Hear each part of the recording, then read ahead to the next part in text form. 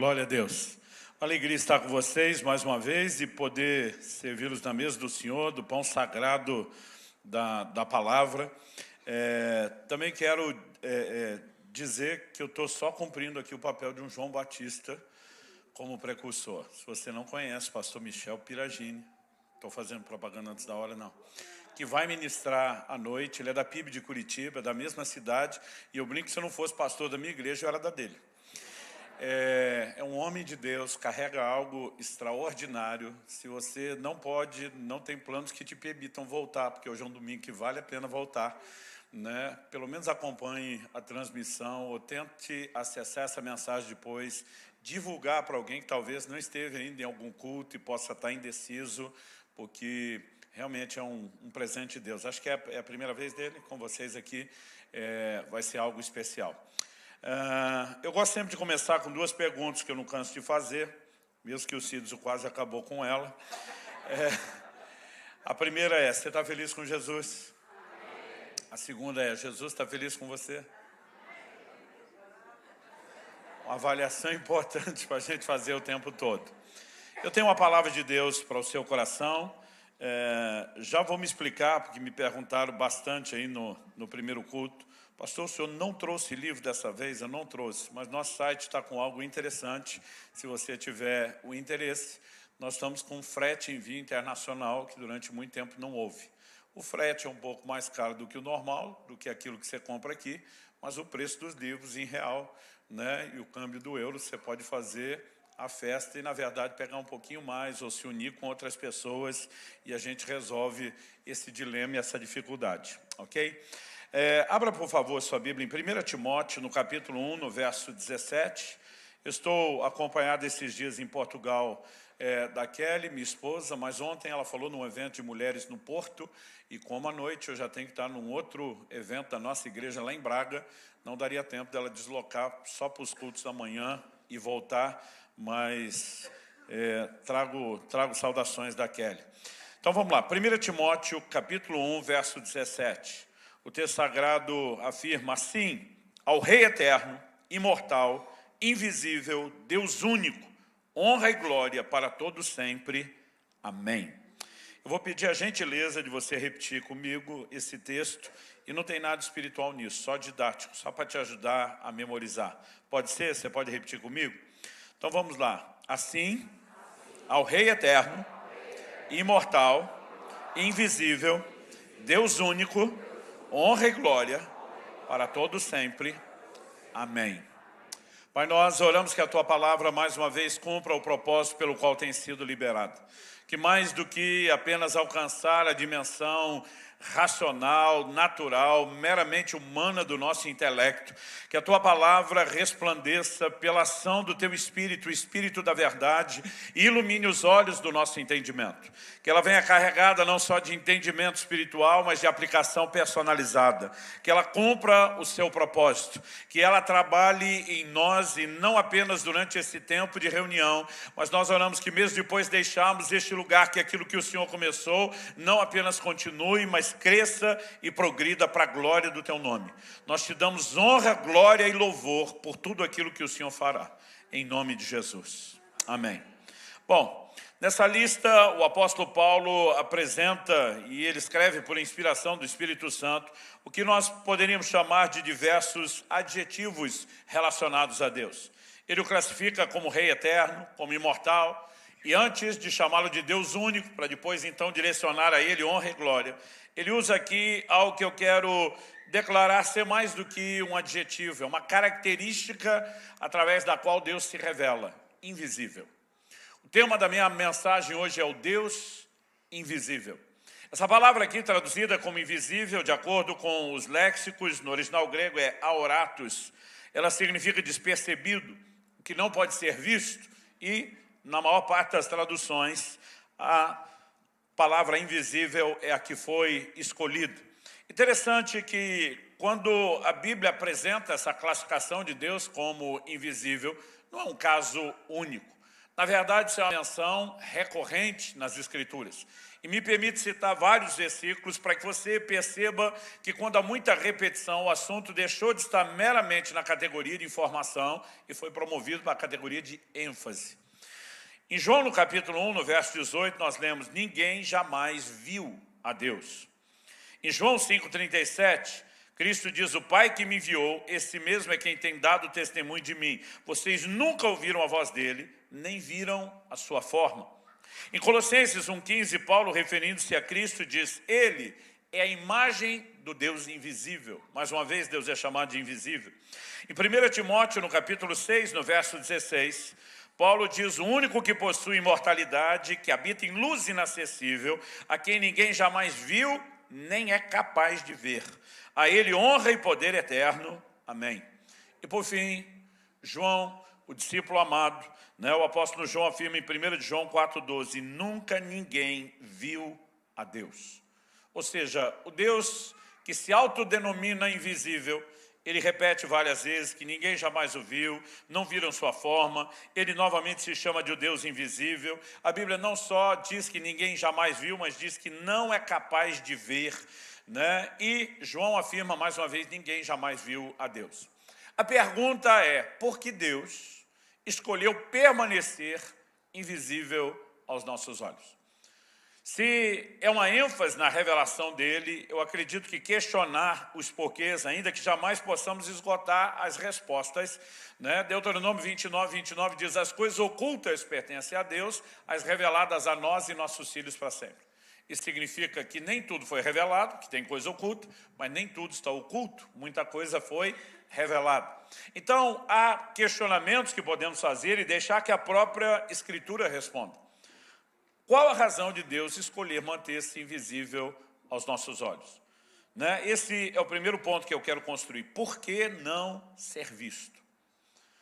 E, ao longo dos anos, estudando as Escrituras, eu encontrei pelo menos 3 boas e satisfatórias razões para Deus escolher manter-se como Deus invisível. A primeira delas eu chamaria de a questão da fé. Abacuque 2,4 diz: o justo viverá da sua fé.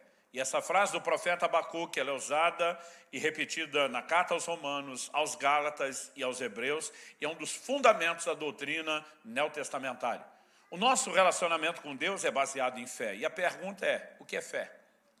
A definição bíblica de Hebreus 11:1 é: a fé é a certeza das coisas que se esperam e a convicção de coisas que não se veem. Se fé é convicção do que não se vê e o justo vive da fé, então Deus tem um bom motivo, um razoável motivo, para que ele simplesmente permaneça invisível. E 2 Coríntios 5,7, Paulo diz: visto que andamos por fé e não por vista. Acredito que isso bastaria. Mas ao longo da Escritura nós encontramos outros motivos. E um segundo, na ordem cronológica de descoberta que eu percebi, é o que eu quero classificar de a questão da idolatria. Ou seja, a inclinação, o risco potencial do ser humano de querer fazer para si imagens de escultura. Em Êxodo, no capítulo 19 e 20, a Bíblia diz que para aquela geração que havia acabado de sair do Egito, quando eles chegam na cordilheira do Sinai, especificamente no Monte Horebe, a glória de Deus se manifesta. E ali Deus não apenas fala, comunicando mandamentos, mas ele revela a sua glória. E nós temos uma manifestação detalhada de como foi aquilo tudo. Mas em Deuteronômio, no capítulo 4, quando Moisés está recapitulando, e esse é o significado da palavra Deuteronômio, segundo a lei, na verdade, Deuteronômio é o 5º livro de Moisés, o 5º que compõe o chamado Pentateuco, mas é chamado de segunda lei porque ali você tem a repetição dos principais mandamentos dos livros anteriores e uma espécie de highlights, melhores e piores momentos da história de Israel. Então, em Deuteronômio 4, quando ele está recapitulando o que aconteceu em Êxodo 19 e 20, ele diz assim no verso 12: então o Senhor falou a vocês do meio do fogo, e vocês ouviram o som das palavras dele. Vocês ouviram a voz, mas não viram aparência nenhuma, só escutaram a voz. A ênfase é, vocês não viram aparência nenhuma. Quando você lê Êxodo 19 e 20, você vai perceber que uma nuvem escura envolve o monte, existe manifestação de fogo, né? Mais à frente nós vamos ver Moisés dizendo, Deus falou do meio do fogo. A Bíblia diz que houve, né, som de buzina, de trombeta, trovões, foi uma manifestação intensa. Mas a Bíblia diz, ninguém viu aparência nenhuma. Por quê? Dos versos 15 a 18, a Bíblia explica, tenham cuidado, guardem bem a sua alma, porque vocês não viram aparência nenhuma no dia em que o Senhor, o Deus de vocês, lhes falou em Horebe, no meio do fogo. Portanto, tenham cuidado para não se corromperem e fazerem para si alguma imagem esculpida na forma de ídolo, semelhança de homem ou de mulher, semelhança de algum animal que há na terra, semelhança de alguma ave que voa pelos céus, semelhança de algum animal que rasteja sobre a terra, semelhança de algum peixe que há nas águas debaixo da terra. Então, nos versos 23 e 24, mais uma vez a advertência, tenham cuidado de não esquecer da aliança que o Senhor, seu Deus, fez com vocês. Não façam para si nenhuma imagem esculpida, semelhança de alguma coisa que o Senhor, o Deus de vocês, proibiu. Porque o Senhor, o Deus de vocês, é fogo consumidor, é Deus zeloso. Nós sabemos que foi incorporado ao decálogo, aos 10 mandamentos, a declaração de não farás para ti imagem de escultura, não te prostrarás diante delas, não as adorarás. E aqui Deus está pontuando que essa foi uma das razões pela qual ele diz, eu não vou mostrar forma nenhuma. Porque vocês, né, poderiam, diante da percepção visual, tentar reproduzir uma imagem de escultura, um ídolo, e eu não quero isso. E o terceiro motivo que eu encontrei, eu quero classificá-lo como a questão da limitação humana. Ou seja, a nossa impossibilidade de suportar a revelação de quem Deus é. 1 Timóteo 6,16, que eu li na introdução, falando de Deus, diz que ele habita em luz inacessível, a quem ninguém jamais viu, nem é capaz de ver. Então, a Bíblia diz que a razão pela qual ninguém o viu é a incapacidade de ver. Essa luz é inacessível. Nós não temos estrutura para suportá-lo. Uma revelação plena de Deus poderia desintegrar completamente cada um de nós. Então, muitas vezes, nós podemos até deixar de perceber que há declarações nas Escrituras a respeito do assunto. Mas a Bíblia diz que carne e sangue não podem herdar o reino de Deus. Por que não? A Bíblia diz porque a corrupção não pode herdar a corrupção. E a mortalidade não pode herdar a imortalidade. Mas esse quadro será mudado um dia. O apóstolo Paulo diz que hoje nós conhecemos em parte, mas então, falando de um advento futuro, conheceremos plenamente, como também somos plenamente conhecidos. O que significa conhecer plenamente, como plenamente somos conhecidos? Deus onisciente, conhecedor de todas as coisas, nos conhece de forma irrestrita. E a Bíblia diz que nós o conheceremos da forma como somos conhecidos por Ele. Ou seja, toda essa limitação um dia vai desaparecer. Mas nesse momento, nós não podemos conhecê-lo de forma plena. Em Êxodo 33, Moisés faz uma oração ousada. E diz para Deus, eu quero ver a sua glória.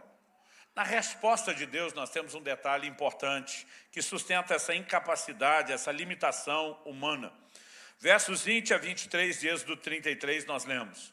E acrescentou, Deus falando, você não poderá ver a minha face, porque ninguém verá a minha face e viverá. Disse mais o Senhor, eis aqui um lugar perto de mim, onde você ficará sobre a rocha. Quando a minha glória passar, eu porei você numa fenda da rocha e o cobrirei com a mão até que eu tenha passado. Depois, quando eu tirar a mão, você me verá pelas costas, mas a minha face ninguém verá. Então Deus está dizendo a Moisés o quê? A ausência de uma aparição divina por meio de formas não é ausência de forma. É uma decisão de Deus de não mostrar a sua forma. Mas quando Moisés pede para ver a glória, Deus diz, olha, se você me contemplar e você me ver e ver o meu rosto, vai dar ruim para você, Moisés. Você não vai suportar. Então vamos fazer o seguinte, eu vou atender o seu pedido, mas eu preciso limitar aquilo que você pode ver, para o seu próprio bem. Então eu vou te colocar na fenda da rocha e vou cobrir com a mão. Então eu passo. Depois de passar, eu tiro a mão e te deixo me ver pelas costas. E diz, é a única forma de você poder me ver. É uma visão parcial, limitada. Eu vou reduzir o brilho para que você possa suportar. Por que eu estou abordando esse terceiro aspecto? Porque é nele que nós vamos conciliar o que para alguns soa como uma aparente contradição. Eu faço questão de colocar aparente, porque a Bíblia não se contradiz, ela é perfeitamente harmônica na sua revelação. E tem uma frase que eu repito muito ultimamente, diante de qualquer aparente contradição, que você tenha só um desafio de interpretação. Então eu li vários textos no início dizendo que ninguém jamais viu a Deus. Mas se você está um pouco familiarizado com a leitura bíblica, você pode, como eu, ter tido o conflito de pensar, mas tem textos que falam de pessoas que viram a Deus. Um deles, Êxodo 24, 9 e 10. Moisés, Arão, Nadab e Abiú, que eram 2 dos filhos de Arão, e 70 dos anciãos de Israel subiram o monte e viram o Deus de Israel, sob cujos pés havia como que uma pavimentação de pedra de safira, que se parecia com o céu na sua claridade. Deus não estendeu a mão contra os escolhidos dos filhos de Israel. Eles viram Deus, comeram e beberam. Espera aí, o texto está dizendo que viram Deus? Sim. Isaías capítulo 6, verso 1. No ano em que morreu o rei Uzias, eu vi o Senhor assentado no seu alto e sublime trono. Gideão, quando o anjo do Senhor aparece para ele, há uma diferença na Bíblia entre o anjo, artigo definido, e um anjo, artigo indefinido. Quando a expressão o anjo aparece, normalmente as traduções bíblicas vão colocar inclusive um A maiúsculo na frente. Porque na teologia isso é o que nós chamamos de teofania, uma aparição do próprio Deus. Por quê? Você vai ver quando a ênfase é o anjo e não um. Normalmente o nome do Senhor é envolvido e mencionado, né? A fala de Deus vem na conjugação da primeira pessoa, a referência é uma aparição e manifestação de Deus, e muitas vezes os feitos estão relacionados só com o próprio Deus. Em alguns desses momentos, as pessoas se prostraram diante do anjo do Senhor e o adoraram, e ele recebe a adoração. No livro do Apocalipse, quando tem um anjo dando um tour celestial e guiando o apóstolo João nas visões, e João vai se prostrar diante dele, o anjo diz, não faça isso, adora a Deus. Porque os anjos não recebem culto. Então, é fácil você perceber que há casos onde o que nós temos é uma aparição divina. E Gideão vê o anjo do Senhor e não morre. Tanto que ele levanta um altar e depois o chama de Jeová Shalom, o Senhor é paz, tipo, ele não queria me matar. A mesma coisa acontece com os pais de Sansão. E nós percebemos em vários desses exemplos que a Bíblia está dizendo que algumas pessoas viram Deus. Então a pergunta é, viram ou não viram? Toda a manifestação de Deus, em qualquer relato onde se lê que Deus foi visto, Deus nunca manifestou a sua plenitude, a sua forma ou uma revelação completa de si. Aliás, o próprio Moisés que pede para ver Deus, já tinha visto Deus na sarça. A Bíblia se refere ali ao anjo do Senhor como sendo a aparição e um diálogo do próprio Deus. Ele já tinha tido a experiência que eu li de Êxodo 24, de junto com Arão, Nadab, Abiú e 70 dos anciãos, ver a Deus. A Bíblia dá a entender que eles viram mais o que estava sob os pés dele, um pavimento como que de esmeralda, de safira, que se parecia com o céu na sua claridade. Nenhum dos textos sugere uma visão plena e completa. A Bíblia diz que o próprio Isaías, ele contempla esse trono, nós não sabemos qual foi a proximidade da visão, mas ele consegue perceber que os serafins que estão diante do trono cobrem o seu próprio rosto com as asas, né? Quase como quem diz, não podemos suportar isso aqui. De alguma forma, o que se percebe é que todos eles tiveram uma revelação limitada de Deus, que na teologia nós chamamos de teofania, uma aparição de Deus, sempre Deus, reduzindo o seu brilho, a expressão da sua glória, limitando aquilo que as pessoas podem suportar. Então, quando a Bíblia diz ninguém jamais viu a Deus, está falando da sua plena manifestação, a luz inacessível. Quando fala de gente que viu a Deus, está falando de gente que viu um pouquinho. Então a pergunta é, qual das duas declarações são verdadeiras? Ambas. Qualquer pessoa que viu, viu só um pouquinho. Mas quando fala de quem ele é na sua plenitude, ninguém viu. Dá para entender isso? E a razão pela qual ninguém viu, habita em luz inacessível, que ninguém é capaz de ver. Mas, como eu disse, não somos capazes agora. Quando esse corpo mortal se revestir de imortalidade, quando aquilo que é corruptível se revestir de incorruptibilidade depois da vinda de Cristo, e vivenciarmos a plenitude da redenção, nesse dia poderemos, e minha alma se enche de esperança e empolgação, nesse dia poderemos vê-lo face a face. Até que esse dia chegue, eu me empolgo, né, com ele, o que eu e você precisamos é de paciência. porque vê-lo agora não seria suportável, não na sua plenitude. Mas diante desses motivos, que sempre para mim foram satisfatórios, eu simplesmente virei a página e falei, Deus tem motivos para ser o Deus invisível, e essa será a revelação que teremos dele por um tempo, e está tudo certo. Mas recentemente, mais especificamente agora, no início do segundo semestre, eu estava num período de jejum, oração e um estudo dedicado da palavra, quando de repente o Espírito Santo começou a falar comigo. E diz, existe algo a respeito da revelação do Deus invisível, de por que eu não tenho aparecido com nenhuma forma que você não entendeu. E Deus me guiou a um nível de compreensão que eu nunca tinha entrado nele. A frustração, às vezes, é não conseguir comunicar aquilo que você entende por revelação. E, às vezes, não é falta de tempo apenas. Eu tenho a sensação que, às vezes, você fala por horas e não consegue explicar o que em fração de segundos você percebeu. Mas esse entendimento foi algo tão impactante, marcante. Eu senti de Deus um comissionamento para falar a respeito dessas coisas. O Senhor me disse, você olhou para esses 3 elementos, e um deles você reconheceu que é a inclinação à idolatria, mas o Senhor diz, você não enxergou o quadro completo. Ele diz, sempre que o assunto é idolatria, você imagina que eu estou apenas proibindo as pessoas de fazerem imagem de outros deuses. É lógico que isso também é proibido, mas a proibição nunca se limitou à imagem de outros deuses. Quando Deus, por meio de Moisés, em Deuteronômio 4, diz, eu não apareci com nenhuma forma, ele está dizendo, eu não queria que vocês imitassem a minha forma. Ou seja, Deus está dizendo, eu não queria uma imagem de mim. O problema não era só a imagem de outro. O problema era fazer uma imagem dele.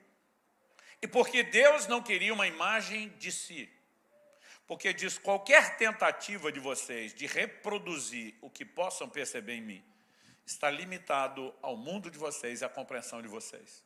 Então é possível que vocês façam semelhança de homem ou de mulher, semelhança de algum animal, mesmo que rasteje sobre a terra, de ave ou de peixe.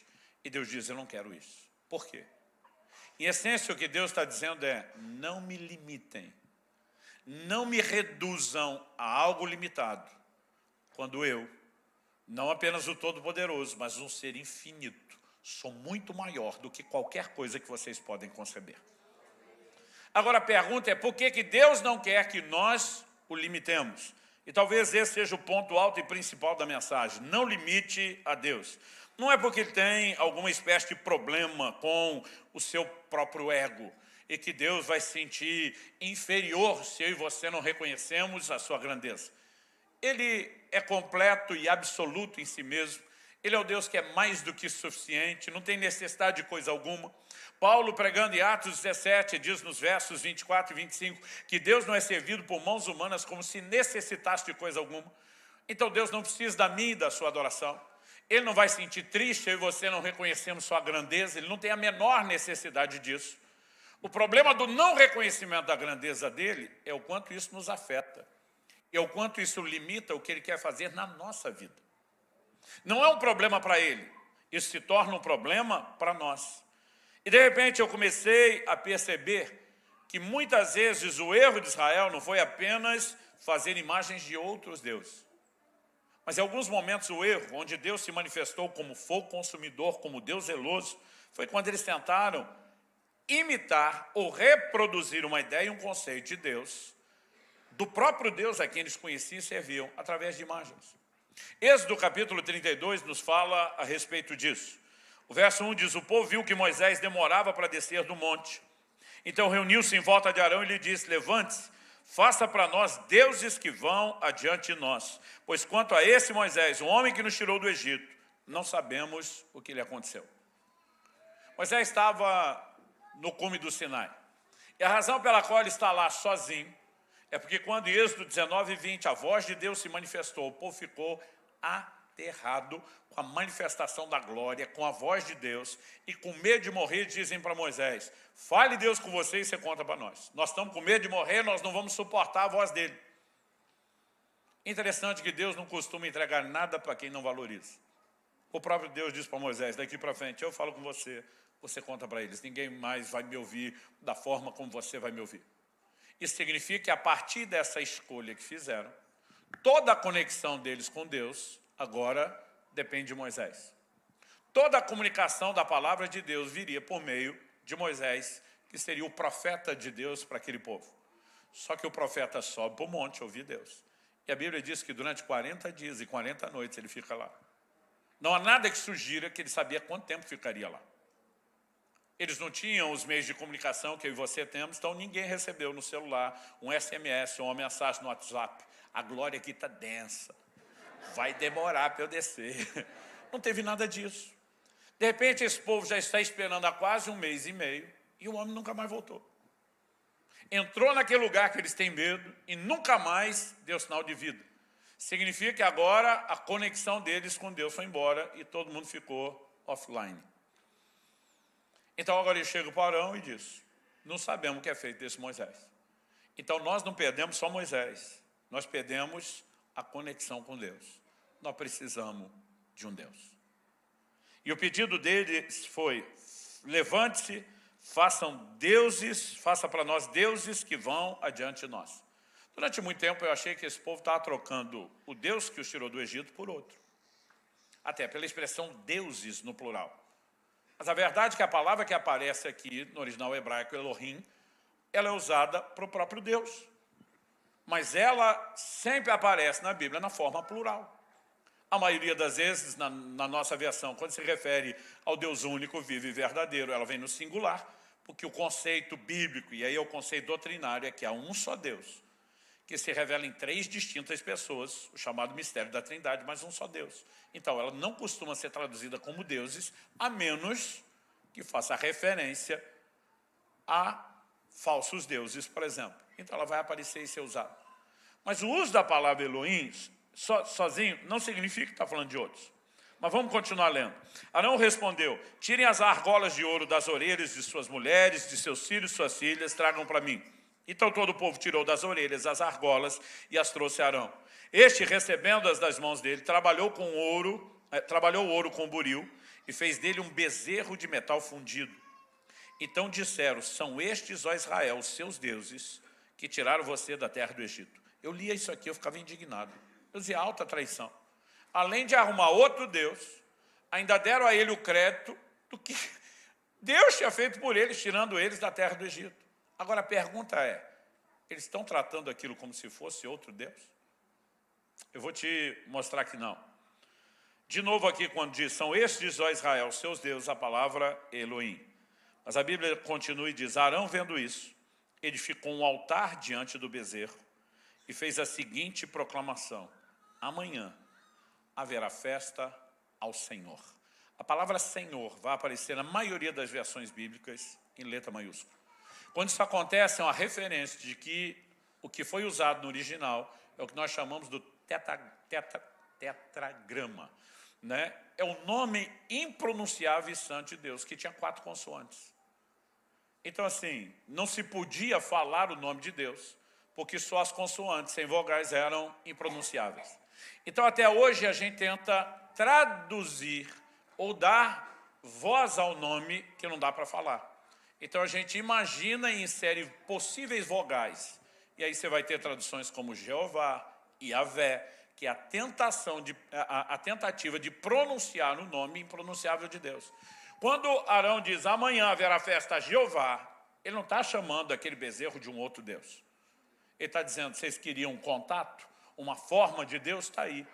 E por que a reproduziram na forma de um bezerro? Porque grande parte do conceito da divindade do mundo antigo se expressava dessa maneira. Mas foi o suficiente para que a ira de Deus se acendesse. Mesmo que eles não tenham trocado Deus por outros deuses, quando o reduziram à imagem de um bezerro, Deus está dizendo, vocês estão me diminuindo, e muito. E eu comecei a perceber, porque quando Deus falou isso comigo ali em Deuteronômio 4, eu estava no início da leitura bíblica, e naquele período de oração e jejum, eu leria a Bíblia inteira. Então, a partir de Deuteronômio 4, ali para frente, eu comecei a prestar atenção versículo por versículo. Quantas vezes na Bíblia Deus chama a nossa atenção para que a gente entenda a sua grandeza. E Ele diz o tempo todo, não me compare com nada que seja menor do que eu. E sabe, é impressionante se você fizer a leitura bíblica, a quantidade de vezes que isso aparece. Mas pela questão do tempo, eu quero destacar um texto em específico. Isaías, no capítulo 40, eu vou ler vários versículos, mais do que o que a gente costuma ler no meio de uma mensagem, do 12 ao 26. E Deus começa assim: quem na concha da sua mão mediu as águas e tomou a medida dos céus a palmos. Deixa eu fazer uma pausa aqui. Observando a literatura ao longo da história da humanidade, focando principalmente na literatura antiga, você percebe que os conceitos mais usados e aplicados como alegoria, né, a respeito de imensidão, são usados pelo ser humano, falando da grandeza dos céus e do oceano. Deus pega esses dois conceitos de grandeza e imensidão, que havia desde antigamente, e ele simplesmente zomba disso. Quem na concha da sua mão mediu as águas? Ele diz, esses oceanos todos. Ele diz, eu pego isso na palma da minha mão. Ele diz, quem mediu os céus a palmos, o que para vocês é mensurável. O Senhor diz, eu. Fecha essa conta rapidinho, estendendo a mão. Quem recolheu na terça parte de um éfa ao pó da terra, e pesou os montes em romana e os outeiros em balança de precisão? Quem guiou o Espírito do Senhor, ou como seu conselheiro o ensinou? Com quem tomou ele conselho para que lhe desse compreensão? Quem o instruiu na vereda do juízo? Ele ensinou a sabedoria e lhe mostrou o caminho do entendimento. Eis que as nações, verso 15, eis que as nações são consideradas por ele como um pingo que cai de um balde e como um grão de pó na balança. As ilhas são como pó fino que se levanta. Deus mexe outro conceito de grandeza, o Líbano, que para eles era não só o lugar da abundância de madeira dos bosques, como também de animais. E aí Deus diz assim, verso 16, nem todo o Líbano basta para queimar, nem os seus animais para o holocausto. Outras traduções apresentam isso assim, nem as florestas do Líbano seriam suficientes para o fogo do altar, nem os animais de lá bastariam para um holocausto. Deus está dizendo isso, você acha que é grande? É nada para mim. Verso 17, todas as nações são perante ele como coisa que não é nada. Ele as considera menos do que nada, como vácuo. Com quem comparareis a Deus? Ou que coisa semelhante confrontareis com ele? No verso 19, Isaías, da parte de Deus, começa a simplesmente zombar da prática da idolatria. O artífice funde a imagem, o ourives a cobre de ouro, e cadeias de prata forja para ela. O sacerdote idólatra escolhe madeira que não se corrompe e busca um artífice perito para assentar uma imagem esculpida que não oscile. Acaso não sabeis? Porventura não ouvis? Não vos tem sido anunciado desde o princípio, ou não atentaste para os fundamentos da terra? Ele é o que está sentado sobre a redondeza da terra. Outras traduções dizem sobre a grandeza da terra, cujos moradores são como gafanhotos. É ele quem estende os céus como cortina e os desenrola como tenda para neles habitar. É ele quem reduz a nada os príncipes e torna em nulidade os juízes da terra. Mal foram plantados e semeados, mal se arraigou na terra, o seu tronco já se seca, quando um sopro passa por eles e uma tempestade os leva como palha. A quem, pois, me comparareis, para que eu seja igual, diz o santo? Levantai ao alto os olhos e vede. Quem criou essas coisas? Aquele que faz sair o seu exército de estrelas, todas bem contadas, as quais ele chama pelo nome. Para Abraão, Deus diz, conta as estrelas, se pode contar. Mas ele diz, eu tenho todas bem contadas e as chamo pelo nome. O texto diz, por ser ele grande em força e forte em poder. Você pode repetir isso comigo? Diga, por ser ele grande em força e forte em poder. O texto diz, nenhuma vem a faltar. Qual é o protesto de Deus chamando a atenção de Israel para a percepção da sua grandeza? Não é necessidade de reconhecimento. Deus, que nos ama, que quer intervir nas nossas vidas, sabe que sem percepção da sua grandeza, nós limitaremos profundamente o que podemos experimentar da sua parte. Em Números 23, 19, a Bíblia diz, Deus não é homem para que minta, nem filho do homem para que se arrependa.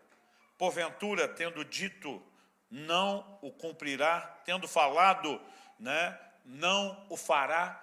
Deus está dizendo, não me compare com o homem. Você conhece gente que fala e não cumpre porque não tem caráter, porque mentiu, ou porque não tem o poder de cumprir o que falou. Deus diz, não me compare com essa gente pequena. Eu sou bem maior. E ao longo da Escritura você percebe que gente que viveu algo diferenciado, sobrenatural, entrou num lugar de percepção de que não há nada que ele prometeu que não possa fazer. como Romanos capítulo 4, versos 20 e 21, que fala de Abraão, o pai da fé, que diz que nos deixou pegadas de fé a serem seguidas. O texto diz, não duvidou por incredulidade da promessa de Deus, mas pela fé se fortaleceu, dando glória a Deus, estando plenamente convicto de que Deus era poderoso para cumprir o que havia prometido. Quando o anjo do Senhor aparece, em Lucas, no capítulo 1, nós temos a revelação de que Zacarias e Isabel teriam o João Batista como filho, intervenção de Deus, mas na sequência o anjo Gabriel aparece a Maria para a anunciação. E a declaração de Lucas 1,37 é, porque para Deus não haverá impossíveis em todas as suas promessas. Numa outra conversa com seus discípulos, em Marcos 10, 27, o próprio Jesus diz, para os seres humanos é impossível, contudo não para Deus. Porque para Deus tudo é possível. O tempo todo o chamado é uma percepção de grandeza. Não pense em Deus em termos humanos. Aqui, impossível. Para Deus tudo é possível. E todo esse chamado, essa exortação bíblica de percepção da grandeza de Deus, repito, insisto nisso, não é porque Deus precise, é para que isso não nos limite. O rompimento espiritual, e não importa se nós estamos falando de vida pessoal ou ministerial, está atrelado ao conhecimento de Deus. É por isso que Daniel 11:32 diz, o povo que conhece seu Deus será forte e fará proezas. O conhecimento de Deus afeta quem você é, sua identidade e aquilo que você faz, sua produtividade. É por isso que nós precisamos de uma revelação de Deus. Toda a revelação de Deus, consequentemente, produz uma revelação de nós mesmos. Quando Jesus pergunta, quem dizem os homens ser o Filho do Homem? A turma diz, olha, estão falando isso, a bolsa de aposta assim. Mas Jesus olha para eles, em Cesareia de Filipe, pergunta, e vocês, quem dizem que eu sou? Mateus 16 registra que Pedro responde, tu és o Cristo, o Filho do Deus vivo. Jesus diz, bem-aventurado é você, Simão, filho de Jonas, porque não foi carne e sangue quem te revelou. Ele chama isso de revelação. Ele diz, mas o Pai que está nos céus. Mas Jesus olha para ele e diz, mas eu também te digo. O que eu também te digo? Você teve uma revelação a meu respeito. Agora, eu vou dar uma revelação a seu respeito. Eu também te digo que tu és Pedro. O entendimento de identidade e de produtividade estão atrelados à nossa capacidade de conhecer Deus. Então, a revelação de Deus, quando amplia, ela amplia a revelação daquilo que nós somos e podemos nele. Todo mundo que fez algo diferenciado para Deus tinha percepção da grandeza dele. É só você ir observando nas Escrituras, mesmo que a declaração não seja explícita. 1 Samuel 18 diz que é um gigante, Golias, desafiando toda a nação. Nenhum dos guerreiros valentes ou experientes tem coragem de enfrentá-lo. Nem Saul, que lidera o exército de Israel como rei, que a Bíblia diz que dos ombros para cima era maior do que todo mundo. Podia não ter o tamanho do gigante, mas quem mais tinha capacidade humana, probabilidade de dizer, vou enfrentá-lo. Até que aparece o que lá no Brasil a gente chama de um baixinho invocado. Um miúdo chamado Davi, que não tem experiência de guerra, não sabe usar as armas, mas conhece Deus. E quando vê aquele camarada, ele não leva aquilo no pessoal, desafronta para nós. E diz, quem se incircuncisa o filisteu para afrontar os exércitos do Deus vivo? Davi está indignado e diz, com quem esse cara está se metendo? Não é com a gente pequena do lado de cá, é com o Deus que nós servimos. E ele olha e vê que ninguém faz nada e diz, eu vou enfrentar o cara. A turma diz, tu está maluco? Você não tem experiência nenhuma na guerra. E diz, posso não ter experiência na guerra, mas estou treinando dependência de Deus há muito tempo. Como pastor, Deus já me livrou de urso, de leão. E não é livrou que ele saiu correndo. É um livrou que ele foi para cima. Ele diz, eu fui tirar a ovelha da boca dos bichos. Então não é só assim, graças a Deus, Deus me livrou, me deu a capacidade de correr, fugir bem depressa, me deu a inteligência de entrar por um lugar apertado que eles não passariam. Não, ele diz, eu fui para cima, eu matei um, eu matei outro. Ele diz, esse gigante vai ser mais um. Deus vai entregá-lo nas minhas mãos. Quando Davi vai enfrentá-lo, ele olha para o gigante e diz, você vem contra mim com espada, com lança, com escudo. Davi não diz para ele, eu vou contra você com a funda. Davi diz, eu vou contra você em nome do Senhor dos Exércitos. Ele diz, a força dessa pedra não é apenas a minha capacidade. A mira não será minha. Deus vai te derrubar. E sabe, é esse tipo de gente que entra numa percepção diferenciada, que vive o sobrenatural, que consegue atrair o plano de Deus, que consegue mudar a história à sua volta. Quando chega a hora de Salomão construir uma casa para Deus, de novo a Bíblia faz questão de registrar a percepção de grandeza. Ele começa a falar com os reis, à volta, os seus aliados, e pedir material para casa. Num deles, numa dessas conversas, segundo o livro de Crônicas, nos diz no capítulo 2, versos 5 e 6. Vou ler primeiro o 5. Ele diz: o templo que edificarei será grande, porque o nosso Deus é maior do que todos os deuses. Então ele diz, para começo de conversa, o tamanho da construção aqui será algo sem precedentes. Por quê? Se nas nações vizinhas, esses deuses que nem são deuses de verdade, já tem um templo decente, o nosso, que é grande, vai ter algo melhor do que eles. E o que Salomão vai construir nunca houve igual na terra. Não apenas a estrutura, mas a grandiosidade no sentido de excelência, de tudo que foi feito, era extraordinário. Mas olha o que Salomão diz.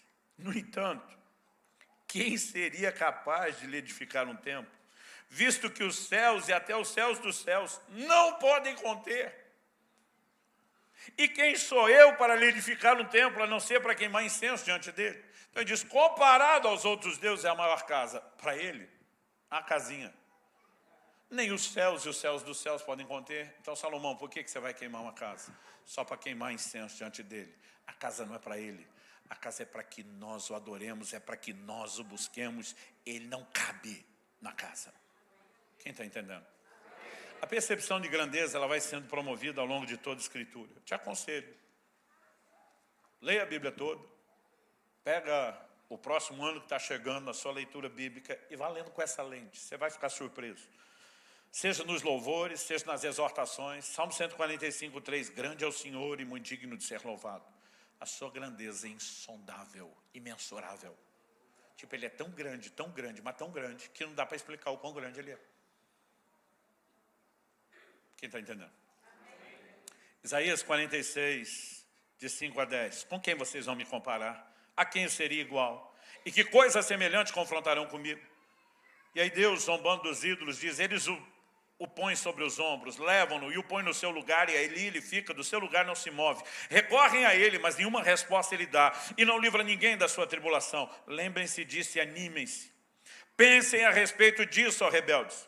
Lembrem-se das coisas passadas, das coisas da antiguidade, que eu sou Deus e não há outro, eu sou Deus e não há outro semelhante a mim. Desde o princípio anuncio o que há de acontecer, e desde a antiguidade revelo as coisas que ainda não sucederam. Eu digo, meu conselho permanecerá de pé, e farei toda a minha vontade. Pastor, o senhor está falando a respeito desse reconhecimento da grandeza de Deus, mas dá para nos dar algo prático? Vamos lá. Nós vimos que a advertência de Deus é: não faça uma imagem minha. Ah, pastor, o senhor deve imaginar que nenhum de nós vai fazer uma imagem de escultura, nem dele, nem de ninguém. Pois é, talvez você não tenha feito uma imagem física, mas a pergunta é no seu coração, na sua forma de pensar, no nível de entendimento limitado, nos seus sentimentos e na sua fé. Será que você não criou uma imagem de um Deus bem menor do que Ele é? Será que nos nossos corações nós não temos limitado e o reduzido a algo inferior, o que se classifica exatamente no mesmo tipo de protesto que Ele está fazendo, ainda que a gente não tenha uma imagem física? E sabe, quando eu falo de limitar a Deus, não quer dizer que nós estamos dizendo que Ele não tem nenhum poder. Mas talvez a gente o limite só à percepção de poder que nós tivemos até agora, do nível de intervenção que já vimos até então. E me deixe te dar um exemplo bíblico sobre isso. Em Números, no capítulo 11, a Bíblia fala, e eu quero ler aqui dos versos 21 a 23 de Números 11, a Bíblia fala de uma conversa que Moisés tem com Deus. Qual é o contexto, para a gente entender melhor a conversa? Para aquela geração que sai do Egito rumo à terra prometida e tem que atravessar o deserto. Durante o deserto, não dá para plantar e colher, eles estão em movimento e o solo não permite. Não tem pomares frutíferos, não existe provisão de comida abundante. Então Deus, sobrenaturalmente, envia o maná. Chovia pão do céu toda manhã. Quando ele amanhecia junto com o orvalho, tinha descido o maná. E a Bíblia diz que eles se alimentavam disso. Durante 40 anos, esse foi o alimento deles. Algo interessante era o nível de cuidado de Deus. A Bíblia diz que as vestes não se envelheciam, nem as sandálias. O que às vezes me deixa curioso é com a sandália no pé das crianças. Se não crescia junto com o pé. Que nível de cuidado de Deus era esse? Mas ainda assim o povo consegue murmurar. Sabe por quê? A maior parte das pessoas não murmura por causa do que lhes falta. Murmura pela incapacidade de perceber o que elas têm. E esse povo começa a reclamar, nossa alma tem fastio desse pão vil. Maná, todo dia maná, maná, maná, a gente não aguenta mais comer maná. E o povo vai chorar para Moisés, dizendo, nós queremos é comer carne. Brasileiros, no deserto. E Deus diz para Moisés, fala para esse povo que eles vão comer carne. Mas não há uma vez só, não há refeição só. Deus diz, eles vão comer carne um mês inteiro, até sair pelas narinas. Mas interessante o jeito que Deus fala. Mas Deus fala isso para Moisés. Quem é Moisés? É o cara que no Antigo Testamento todo viu mais milagre do que qualquer outro. Aliás, eu não botaria 100 só no Antigo Testamento. Tirando Jesus, de quem João disse, se todos os milagres que ele operou fossem registrados, nem no mundo inteiro caberiam os livros. Não tem para mais ninguém.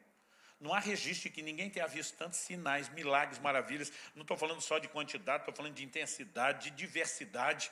Moisés, é impressionante tudo aquilo que ele vivenciou. Só que agora Deus está dizendo, eu vou dar carne para esse povo comer o mês inteiro. E aí Moisés vai tentar dar para Deus uma aula de logística. Olha lá, Números 11, de 21 a 23. Moisés, porém, respondeu, este povo no meio do qual estou é de 600 mil homens em pé. E tu dizes, eu lhes darei carne e eles comerão durante o mês inteiro? Quantos rebanhos de ovelha e de gado teríamos de matar para que tivesse o suficiente? Ou será que bastaria se ajuntássemos para ele todos os peixes do mar? Moisés está dizendo, pera, Deus, o Senhor não fez as contas. 600 mil homens. Isso a Bíblia diz, os de 20 anos de idade para cima que puxavam da espada, ou seja, listados no exército. Não é a quantidade de pessoas do povo. Se você der para cada um desses homens uma esposa só, que para a época era uma média generosa. Então, para cada um dos 600, uma esposa e 3 filhos, que é a média mais generosa ainda. Então, você multiplica cada um deles, eles e mais 4, por famílias de 5. Você tem 3 milhões de pessoas. Mas alguém disse, na hora da logística, não precisa contar mulheres e crianças. Aliás, normalmente, quando a Bíblia não conta mulheres e crianças, o assunto envolve comida. Impressionante. Jesus multiplicou pães para 5 mil homens, fora mulheres e crianças. Outro dia uma mulher falou, poxa, pastor, eu me sinto mal de ser excluído da lista. Eu falei, não sinto. A crítica não é contra você, é contra os homens, que comem pra caramba. Então, tenta imaginar o pesadelo logístico de fazer um churrasco para 600 homens. Um só. Hoje vai rolar um churrasco para 600 homens. É um pesadelo logístico. Se falar para comer à vontade, aí só a graça. Agora, não estamos falando de 600 homens. Estamos falando de 600 mil. Mais de meio milhão. E não estamos falando de um churrasco só. Deus diz, vão comer carne o mês inteiro até sair pelas narinas. Moisés olha para Deus e diz, aí também não. Nem o Senhor dá conta disso. Ele já viu o que Deus pode fazer. Ninguém pode dizer que Moisés acha que Deus não tem poder. Mas ele definiu os limites do poder de Deus. Disse, só vai até aqui. Daqui não passa. Qual foi a resposta de Deus? No verso 23. Porém o Senhor respondeu a Moisés, será que a mão do Senhor se encurtou? Agora mesmo você verá se a minha palavra se cumprirá ou não. Parece que Deus está mais tentando dizer, agora não é nem pelo povo, é só para esfregar na sua cara.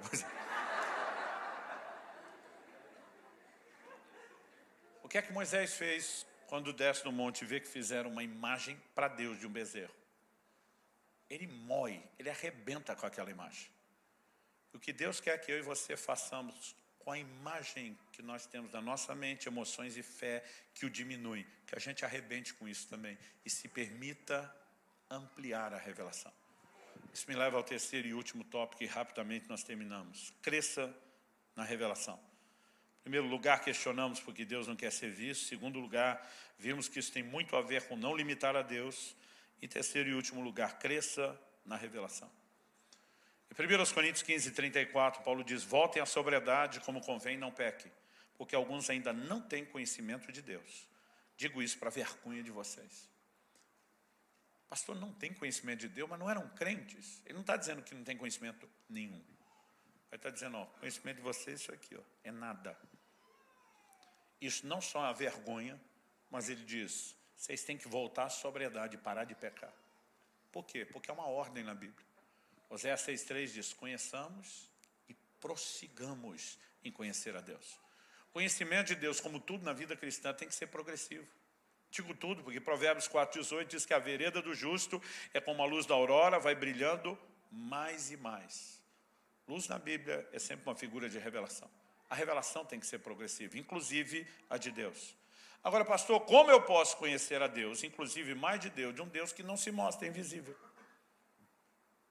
Então, a revelação de Deus não vem por percepção visual, mas há uma revelação muito clara e definida de Deus em um lugar. Onde? A sua palavra. Em João 5,39, Jesus diz, examinais as Escrituras, porque julgais ter nelas a vida eterna. Ele diz, e são elas que testificam a respeito de mim. Ele diz, quer saber mais de mim? Vá para a Bíblia. O problema é que a maioria dos crentes lê muito pouco a Bíblia. Daqueles que leem pouco, a gente presta pouca atenção no que lê.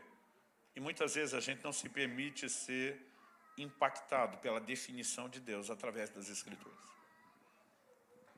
Todos eles costumavam dizer que o entendimento correto de Deus não é algo que eu e você precisamos apenas como uma construção da doutrina, mas para a prática da vida cristã. E por meio da palavra de Deus, eu e você podemos entrar nesse lugar. Porque muitos de nós criamos uma caricatura de Deus, uma distorção da sua imagem. Não é só uma limitação, como também uma distorção. Em dezembro agora eu vou completar 30 anos de pastorado, um pouco mais do que isso pregando. Mas, enquanto pastor, eu não sei te dizer quantas horas de aconselhamento eu já dei. A gente não conta a hora de aconselhamento como piloto conta a hora de voo. Mas eu posso te dizer que são muitos milhares. A maioria das pessoas, quando está ferida com a dor das circunstâncias, elas tendem a depreciar Deus. E esse tipo de gente não vai a lugar nenhum e não experimenta intervenção divina. É gente que, como a mulher de Jó, quando a coisa está pegando, ela simplesmente diz, amaldiçoe seu Deus e morre. Tipo, vira contra ele.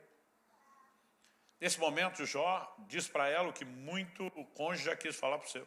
Você fala como uma louca. Ele bate o pé e diz, eu sei que o meu Redentor vive. Ele há de se levantar sobre a terra. Ele está dizendo, eu me recuso a pintar uma definição, uma imagem de Deus, fundamentada nas circunstâncias. Ele diz, meu Deus não é o que está acontecendo à minha volta. O que está acontecendo à minha volta não define quem Deus é. A definição de quem Deus é que vai mudar o que acontece à minha volta. E sabe, é essa perspectiva que muda tudo. E você precisamos de tempo com a palavra de Deus, não só tendo informação, mas conseguindo entender com clareza quem é Deus. Talvez você cresceu num ambiente onde não houve muito apoio e afirmação, mas seu valor não depende disso. Davi diz no Salmo 27:10, ainda que o meu pai e a minha mãe me desamparem, o Senhor me acolherá. E daí que tem gente que não está enxergando o meu valor, Ele está. Sabe, o entendimento de quem Ele é e como Ele lida conosco muda tudo. E aí, nos atendimentos e aconselhamentos, esses milhares de horas, quase sempre, quando as pessoas estão machucadas, elas atacam Deus. Às vezes elas nem percebem. Às vezes está mais para inconsciente do que consciente a atitude. Às vezes não é claramente verbalizado, mas você percebe que as insinuações estão ali, nas entrelinhas das conversas. Deus foi injusto comigo. Eu fico pensando, como é que é? Hebreus 6:10 diz, Deus não é injusto. Ponto final. Você quer entender quem Ele é? A palavra mostra. Ah, Deus não me protegeu. Como é que é? Romanos 8:31 nele. Se Deus é por nós, quem será contra nós? Que conversa é essa? De que Deus não protege ou de que Deus não defende? Aí eu vejo gente simplesmente agindo ou insinuando, não, Deus prometeu, mas não cumpriu. Eu digo, como é que é? Ele mentiu? Hebreus 6:18 diz que é impossível que Deus minta. 1 Samuel 15:29 diz que a glória de Israel não mente. Tito, capítulo 1, versos 2 e 3 diz que o Deus que não pode mentir, não pode, porque a fé se apoia no caráter de Deus, no entendimento de quem Ele é. O Deus que não pode mentir, prometeu antes dos tempos eternos e no momento oportuno manifestou sua palavra, mediante a pregação que me foi confiada por ordem de Deus, nosso Salvador. No momento oportuno, cumpre a hora que quer, mas cumpre. Aí eu vejo gente insinuando, não, Deus não se importa, como é que é? Romanos 8:32 nele, se Deus não poupou o seu próprio Filho, antes o entregou por amor de nós, como não nos dará juntamente com Ele todas as coisas? Em outras palavras, se Deus deu Jesus, que é o que tinha de melhor, Ele faz qualquer loucura por você, crente. Mas as pessoas não estão enxergando com clareza quem Ele é. Insinuações de um Deus que é infiel. Deuteronômio 7:9 neles, portanto, sabe que o Senhor, seu Deus, é Deus. Ele é o Deus fiel, que guarda a sua aliança e misericórdia até 1000 gerações aos que o amam e cumpram os seus mandamentos. Ah, pastor, eu até sei que Deus ama, mas assim, acho que não é para todo mundo ou não é o tempo todo. Como é que é? Um amor que falha? Romanos 8:38, 39 neles. Porque estou bem certo de que nem a morte, nem a vida, nem os anjos, nem principados, nem coisas do presente, nem do porvir, nem os poderes, nem altura, nem profundidade, nem qualquer outra criatura poderá nos separar do amor de Deus que está em Cristo Jesus, nosso Senhor. Pela revelação de Deus, por meio da sua palavra, vai crescendo dentro de mim e de você, não só a definição de quem Ele é, a capacidade de ter a imagem interior de quem Ele é, amplia, como a gente se enche de fé e convicção nessa revelação. Agora imagine se os crentes, além de tempo com a palavra, tivessem uma contínua vida de oração. Em Jeremias 33:3, Deus diz, invoca-me e te responderei. Para muito crente, o versículo termina isso e define oração. Eu peço, Deus atende. Eu invoco, Ele responde. Eu clamo, Ele socorre. Mas Deus não parou aí. O final do verso 3 diz, anunciar-te-ei coisas grandes e ocultas que tu não sabes. Oração é parte de um ambiente de revelação, onde Deus mostra aquilo que Ele quer fazer, onde Deus mostra mais daquilo que Ele é, coisas que nós nunca conhecemos. Interessante que há uma química poderosa quando você junta uma vida de leitura, meditação, estudo da palavra com oração. Nesse ambiente da oração, esse negócio começa a ferver dentro de você, na forma de um entendimento espiritual de revelação. Não há maneira de eu e você crescermos a revelação se não voltarmos para a palavra e para a oração. Não me diga que não tem tempo, maratonando seriado e fazendo tudo o que você faz. O que está nos faltando é a percepção de importância e prioridade. Mas se eu e você tomamos a decisão de entrar nesse lugar, as coisas mudam. Às vezes eu e você precisamos lembrar o que Deus fez. Salmo 77 fala de lembrar os feitos poderosos de Deus e questionar que Deus é tão grande como o nosso Deus. Mas lembrar o que Deus já fez é só resgatar a percepção de grandeza que a gente tinha e perdeu. Deus não quer que a gente só recupere isso. Deus quer que a gente cresça na percepção. E por que eu estou falando isso? Princípios bíblicos são eternos, imutáveis. Eles vão ajudar qualquer pessoa, em qualquer lugar, a qualquer hora, né? Não importa quando. Mas eu sinto no meu espírito que é um momento de transição profética acontecendo. E agora eu quero falar para essa casa. Para os novos níveis de conquista, de experiências, de manifestações do sobrenatural que os aguarda. Vocês vão precisar ampliar a percepção da grandeza de Deus.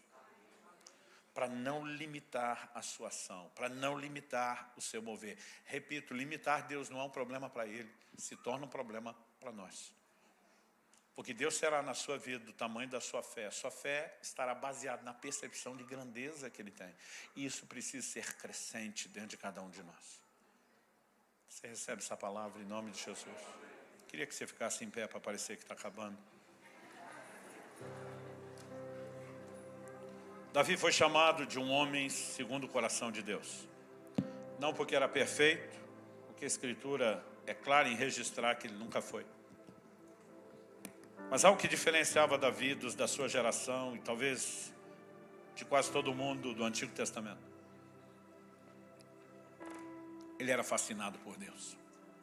E tinha um anseio de conhecer a Deus. No Salmo 27:4 ele diz, uma coisa pedi ao Senhor. E a buscarei, que eu possa habitar no seu santuário todos os dias da minha vida. Naquela época o culto era semanal, nunca existiu reuniões diárias. Mas ele diz, eu sei que o relacionamento com Deus, as expressões públicas de adoração podem até ser semanais, mas o relacionamento com Deus é diário. Ele diz, eu quero estar na casa dele todos os dias, todos os dias, todos os dias. Por que você quer estar lá, Davi? Porque está com problema? Porque precisa de ajuda e socorro? porque está com medo dos inimigos. Ele diz, não, que eu quero contemplar sua formosura. Em outras palavras, eu quero ficar admirando. Brasileiros diria, babando nos atributos desse Deus imensurável. E diz, eu quero inquirir no seu santo templo. Essa palavra inquirir, em outras versões, em meditar. O significado dela é um exame minucioso, um estudo profundo. Ele está dizendo, eu não quero só admirar o que eu já vejo de Deus. Eu quero estudá-lo para entender o melhor. Eu quero ampliar a compreensão e a percepção de quem Ele é. E eu creio que Deus está nos chamando a um lugar de conhecê-lo. E eu não estou falando meramente de informação. No final de agosto, quando encerrava um desses períodos de jejum e oração, eu tive uma experiência que até agora é difícil de falar dela. Do 38º para o 39º do dia, eu lembro que eu pensei, esse jejum está bem normal, não teve nada de muito diferente. E parece que Deus queria que eu chegasse a essa constatação antes do que aconteceu. Mas de madrugada, eu lembro que eu fiz algo que eu não gosto de fazer. Eu levantei da cama para ir ao banheiro. Fui treinar tarde da noite. Tomei uns 3 litros d'água. Eu lembro quando terminei, pensei, a essa hora, essa conta vai ser cara. Falei, talvez isso me acorde para ir ao banheiro, porque eu não gosto. Não tenho problema em demorar para dormir, mas depois que eu durmo, não gosto que me acordem antes de eu terminar meu período de sono. Eu lembro que eu acordei e fui no banheiro, mas eu estava tão cansado, com tanto sono, que eu cheguei a pensar. Apesar do banheiro estar perto da cama, eu cheguei a pensar. Será que existe um risco de eu dormir de pé e cair antes de chegar lá? Porque eu estava assim atordoado, grogue de sono. Eu lembro quando eu fui chegando perto da cama, que eu já pensei, o risco de cair já não tem mais, é só me jogar. Eu ainda pensei, encostar a cabeça no travesseiro, não dá 3 segundos, e eu voltei a dormir. Tipo, não vai me atrapalhar. E por que eu estou destacando isso? Porque essa percepção foi interessante, porque a hora que eu encostei a cabeça no travesseiro, antes dos 3 segundos que eu precisava para apagar, algo dentro de mim, parecia só uma ideia, um pensamento, um sentimento. Uma suave sugestão soa dentro de mim. Por que você não ora um pouco? Eu pensei, isso não pode ser de mim, porque eu não quero orar, eu quero dormir. Então já me eliminei. Falei, não é o Satanás, porque ele não quer que ninguém ore. Então, não foi uma profunda convicção de que era a voz de Deus. Foi só uma dedução lógica. Quem me chamaria para orar uma hora dessa? E apesar daquele estado, eu falei, vou orar um pouco. E eu comecei a oração meio grogue, sem nem prestar atenção direito no que eu estava falando. Mas bastou um pouquinho de oração. E ele entrou naquele quarto. Eu nunca tive uma percepção da presença dele na minha vida daquele jeito antes. Quando eu contei a história, minha filha falou, pai do céu, você viu Deus? Eu falei, graças a Deus que não. Graças a Deus eu não estava brincando. Porque assim, não era algo ruim, era maravilhoso. Mas era assombroso ao mesmo tempo. Porque a percepção da grandeza dele era algo assim, estava escuro, mas eu ficava de olho fechado. Ela falou, pai, mas eu percebia que lado ele estava. Eu falei, filha, esse é o ponto, não era um lado ou outro. Ele estava em todo lugar, ele era tudo, não dá para explicar. A presença dele parece que enchia a parede, enchia a cama, enchia o chão, me enchia. Parece que ele entrava em mim, eu entrava nele, não dá para explicar como alguém pode preencher tanto um ambiente. É além da capacidade de explicação. De repente eu fico pensando, 35 anos de vida no Espírito e uma percepção ainda tão pequena de quem Ele é. Naquele momento eu só conseguia chorar e dizer, eu quero te conhecer melhor, eu quero te desfrutar mais. Sabe, o Deus que nos ama não te trouxe aqui para que você sinta que alguém veio te apontar o dedo, te culpar ou te condenar. Eu não vim te julgar pelo seu passado nem pelo seu presente. Eu só vim te apresentar uma nova proposta de futuro. Deus tem um relacionamento melhor. E a descoberta da grandeza dele é revolucionária, não só no nível pessoal, do que eu e você podemos desfrutar da intimidade, mas do que podemos experimentar em termos da manifestação do poder dele. Você recebe essa palavra? Pai, nós oramos mais uma vez pedindo que aquilo que o Senhor começou não termine ao final dessa reunião. E mais do que apenas continuar, nós oramos que cresça, progrida. Abre os olhos do nosso entendimento e leva-nos nessa jornada de descoberta e de uma percepção maior de quem o Senhor é e da sua grandeza. Nós clamamos em nome de Jesus. Em nome de Jesus. E para a glória de Deus. Se você crê e concorda, diga amém. Se você recebe essa palavra, diga eu recebo em nome de Jesus.